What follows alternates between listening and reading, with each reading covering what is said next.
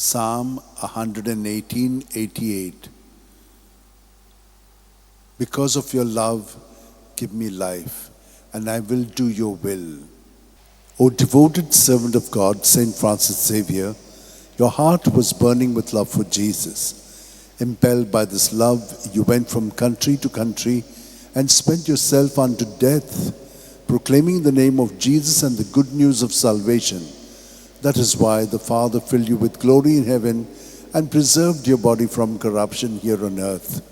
Filled with joy for these unique gifts, we join you in praising the Father, and now we ask your intercession for ourselves. You may pray for whatever you want through the intercession of Saint Francis Xavier.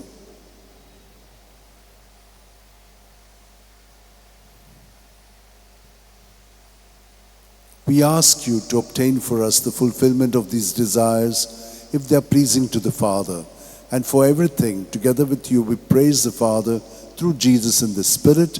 Amen. And may Almighty God bless us, the Father, and the Son, and the Holy Spirit. Amen.